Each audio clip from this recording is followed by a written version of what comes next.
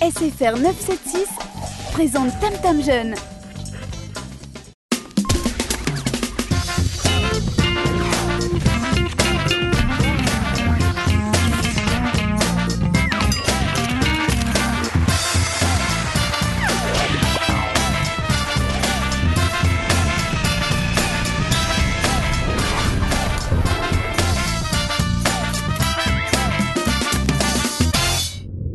Bonjour à tous et bienvenue dans votre émission Tam Tam Jeune. Il était une fois, Tam Tam Jeune s'aventura dans une histoire, une belle histoire remplie de sujets aussi enrichissants les uns que les autres. Pour la dernière, on a choisi de finir la saison en vous racontant des contes comme autrefois.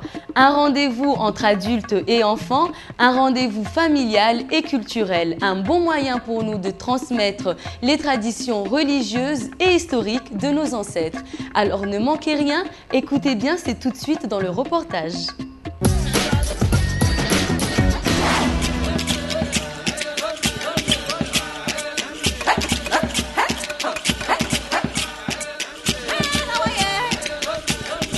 Il y avait très longtemps, dans le royaume de Harun al-Rachid, le roi Harun al-Rachid régnait. Il était le roi de tout, le roi de tous les êtres de la terre. Les gens s'aimaient, les gens s'entraidaient. Mais quelques temps après, des gens se plaignaient de tous les coins de la ville. Roi, majesté, roi Harun al-Rachid. Le monstre, le guinée a mangé les poules dans mon poulailler. Roi majesté, le monstre a marché sur le pied de mon fils, l'a écrasé. Aïe, qu'est-ce que c'est?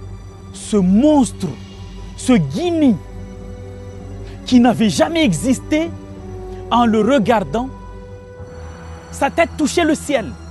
Ses pieds mesuraient, chacun des pieds, ses pieds mesurait 28 mètres. Quand il est allé, ses deux bras touchaient les horizons. Et c'est le monstre qui dérangeait tout le peuple de Harun al-Rachid. Les contes assurent les fonctions essentielles dans l'acte pédagogique. Je citerai quelques-unes de ces fonctions qui montreront à quoi peuvent servir un conte. Une fonction de contact, comme au téléphone, avant de parler à quelqu'un, on s'assure qu'il est là. Allô? Quand il répond « allô », donc là, on peut parler. Le correspondant est là. Le conte assure cette fonction-là. « Hale, halele » et le public répond « gombe ». Ni petka ou betalwa et le public réagit. Donc une fonction de contact. Dans la société, c'est très important que les éléments soient en contact les uns avec les autres, qui est suivi directement d'une fonction de communication. On partage le même langage, on partage les mêmes codes, donc on peut communiquer. Il y a le contact, il y a la communication. Ces deux grandes fonctions sont assurées par les contes. Donc le conte a un grand rôle à jouer dans la société. Voilà qu'un jour, Harun al-Rachid a organisé cette assemblée sur la place publique. Tout le peuple est arrivé. Monstre! Monstre, il y en a marre, on en a marre ici. On ne peut plus te supporter. Tu vas aller en prison. Mais Harun al-Rachid, majesté, qu'est-ce que j'ai fait? Tout le monde criait en prison! En prison! En prison! Le monstre est arrivé devant. Boudoum. Monstre, pas pitié, pas de question, tu vas aller en prison. Alors le monstre a dit, Harun al-Rachid, si tu m'envoies en prison, quand je vais te libérer, la première personne que je vais trouver, je vais le dévorer, je vais le manger. Je fais mon vœu, Harun al-Rachid. Attention, Harun al-Rachid. Il y a les contes d'origine africaine qui parlent de djinns, mais les contes d'origine malgache qui parlent plutôt de Rakakabe, un monstre, un ogre. Dans la société, ces deux personnages, ces deux entités jouent à peu près le même rôle. C'est-à-dire faire peur, le rôle du méchant, le rôle de celui qui déséquilibre la société, qui perturbe la vie sociale, et puis souvent qui sont punis à la fin. Donc, est-ce qu'ils existent vraiment? En tout cas, il existe des personnages qui sont apparentés aux djinns, des personnages à qui on donne des traits de djinns que l'on ne veut pas nommer, on préfère nommer quelqu'un qui n'est pas là présent physiquement pour dénoncer un méfait, pour dénoncer un comportement qui n'est pas compatible avec la vie sociale équilibrée. Tu vas aller en prison, tu vas rentrer dans cette bouteille monstre énorme que tu es. Et il a commencé, Muhammad Ali Abjai, Muhammad Ali Abjai, Muhammad Ali Abjai, Muhammad Ali Abjai, Muhammad Ali Abjai. Et au fur et à mesure que Harun al-Rachid prononçait la formule, on voyait une file de fumée qui montait et qui rentrait dans la bouteille jusqu'à ce que le monstre soit complètement fondu. Il est rentré et Harun al-Rachid a pris le bouchon, top, il a fermé la bouteille, crac, et il a appelé pêcheurs. Les deux pêcheurs costauds, venez. Les deux pêcheurs sont arrivés. Prenez cette bouteille, vous allez ramer, vous allez la loin là-bas, vous allez lancer. Les pêcheurs ont pris la bouteille, l'ont mis dans leur pirogue, ils ont ramé pendant des heures. Arrivés vers la barrière, ils ont balancé la bouteille. Le conte a de multiples facettes, il y a un côté légende, il y a l'imaginaire, il y a un côté un peu historique aussi, puisque généralement ça s'appuie aussi sur des choses du passé. C'était un moyen d'éducation, de parler de choses dont on ne parlait pas, comme la sexualité, comme les problèmes père, mère, etc. On va retrouver ces thématiques dans vraiment beaucoup de contes. Les contes, si vous voulez, dans toutes les cultures, c'est une manière de mettre en forme, d'illustrer certaines règles fondamentales de la société. Dans les contes, les enfants apprennent ce que c'est que le bien et le mal. Dans les contes aussi, c'est là qu'on inculque aux petites filles le rêve du prince charmant, dans les contes classiques de Perrault, etc. Donc c'est des valeurs très importantes qui s'expriment dans les contes. C'est le respect des aînés, c'est les valeurs de courage, de fidélité, c'est les valeurs d'intégrité morale, c'est le fait de ne pas céder à l'appel de la facilité, l'appel de la trahison, l'appel de faire le mal. C'est des choses très importantes. Les contes, c'est vraiment un facteur structurant d'une société, à Mayotte comme ailleurs, et en étudiant les contes de Mayotte, on peut vraiment, je pense, pénétrer réellement dans l'âme mahoraise. Mais voilà qu'un jour, un pêcheur sentait un poisson mordre et en accrochant, il a tiré, il sentait un peu léger. Il a tiré, c'était léger, mais qu'est-ce que c'est? What's this? What's happened? Dans la pirogue, il voyait une bouteille. Il ne savait pas c'était quoi cette bouteille, parce qu'il n'était pas à l'assemblée du village. Il a regardé la bouteille, il voyait une fumée, quelque chose de blanchâtre. Il a tiré, il a pris le bouchon. Il a vu le monstre devant lui.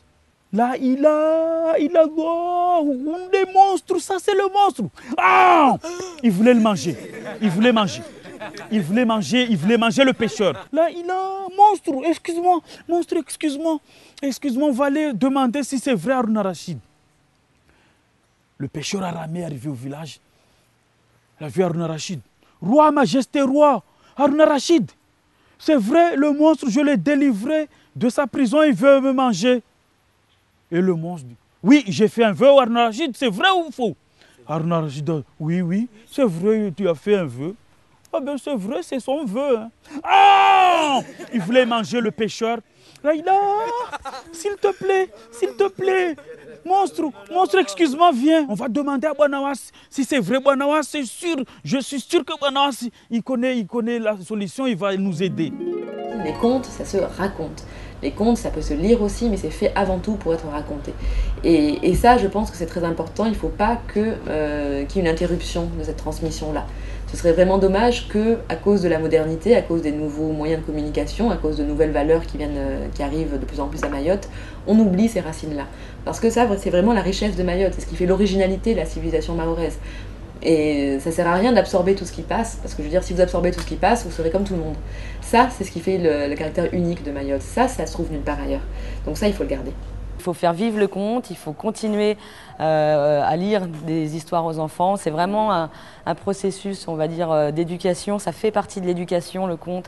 Ça fait partie des histoires qui nous enchantent, qui font que les enfants vont aller plus facilement vers le livre.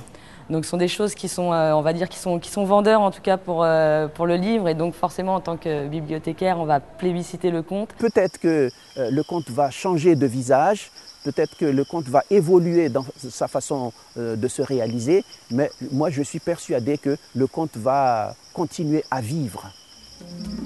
Banawas, le monstre, là, je l'ai délivré de sa prison et il veut me manger. Il avait dit qu'il a fait un vœu, est-ce que c'est normal? Et Banawas regarde le monstre. Tu rigoles, monstre énorme. Tu étais dans cette petite bouteille là, monstre.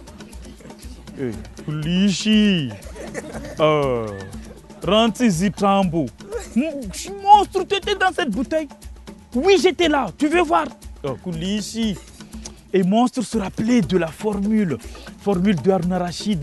Tu veux que je te montre que j'étais dedans? Oui, montre. Et le monstre a dit Muhammad Ali Abjaï, Muhammad Ali Abjaï, Muhammad Ali Abjaï. Et le monstre se transformait en fumée tout seul et il rentrait au fur et à mesure. Quand la bouteille s'était remplie, il avait disparu. Banawas regardait. Hé, pêcheur, qu'est-ce que tu attends? Prends le bouchon. Il a pris le bouchon, il a pris la bouteille.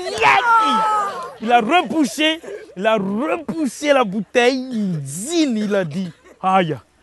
Là, voilà, l'affaire est close maintenant.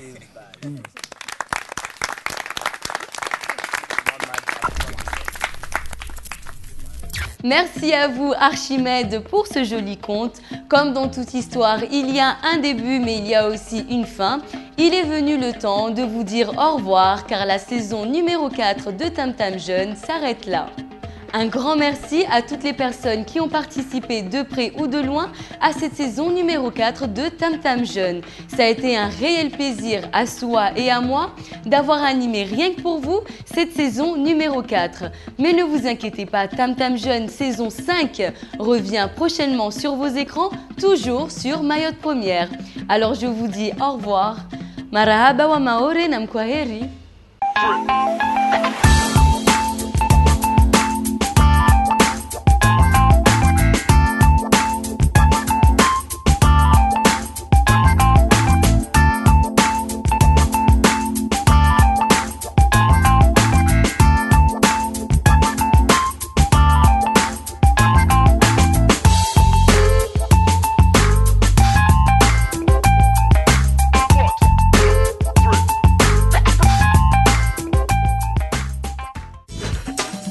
Tam Tam Jeune avec SFR 976.